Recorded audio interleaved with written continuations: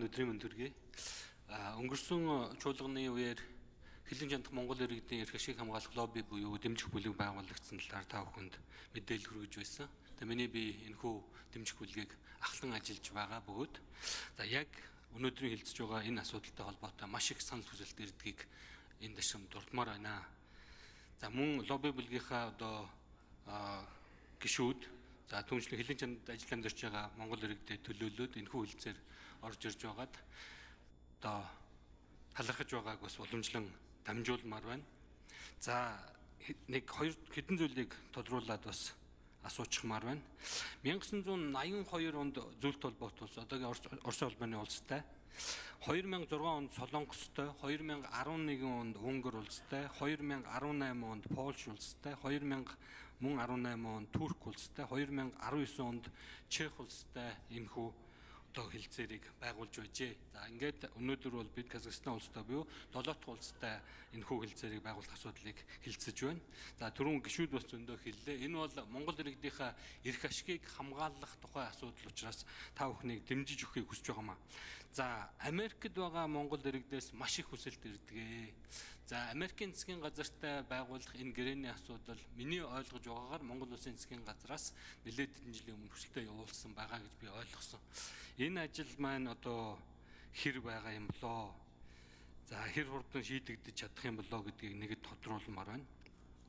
Дараагийн нэг зүйл болохоор юу вэ гэхээр тухайн улс орондоо жишээ нь Америкт ч юм уу авж исэн төлж исэн шимтгэл нь цалин өндөр байгаа, төлж исэн шимтгэл нь өндөр байгаа тохиолдолд тэрийг яаж тооцдог аргачлал байдаг вэ? Тэр өндөр хэвээрээ тооцогддоггүй, эсвэл өөр аргачлал тооцогддоггүй гэдгийг тодруулмаар байна. Төгсгөлд нь хэлэхэд бас зарим гишүүд сая хэлээд байна. Энэ хэлцээрийг сойрхон батлах тухай асуудал түрүү их хурлын дарга бас хэлсэн. 3-2-оор батлагддаг. 3-ны? Тий. 64 гишүүнээр. Өнгөрсөн удаад их хурлын чуулганаар ороод эрт сүрхэн улмаас энэ унчсан ийм асуудал гарсан шүү.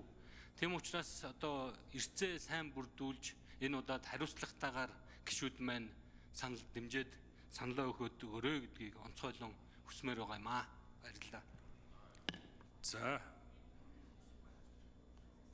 Эндрийн 4-р микрофон хариулъя.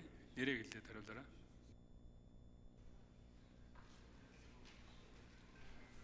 Гэр бүл хөдөлмөр нийгмийн хамгааллын яамны төрийн нарийн бичгийн дарга мөнхцөл гишүүний асуултанд хариулъя.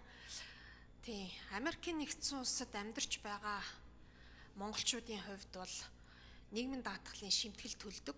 Америкийн нэгдсэн улс бас тэтгэврийн нэгдсэн системгүй. Үндсэн FOA1 401K планаас гадна хэд хэдэн өөр планууд бол байдаг. Манай иргэдийн тавьж байгаа гол хүсэлт маань юу гэхээр Америкийн нэгдсэн улсаас ямар нэгэн байдлаар бүр мөссөн буцах тохиолдолд тухайн улсад төлсөн шимтгэлийг буцааж авъя гэдэг ийм хүсэлтийг тавьдаг. Бид нар Америкийн нэгдсэн улсын засгийн газартаа 2016 оноос эхэлж энэ талын хүсэлтийг уламжилж ирсэн.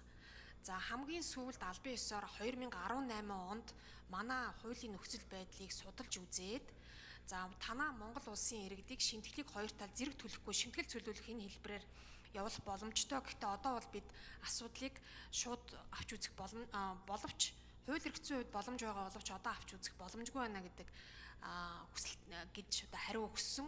Уг асуудлаар Монгол улсаас Америкийн нэгдсэн улсад одоо ажиллаж байгаа элчин сайд нэлээд чармаалт гаргаад өнгөрсөн оноос эхэлж Америкийн хөдөлмөрийн департаментаа нэлээд ажиллаж байгаа.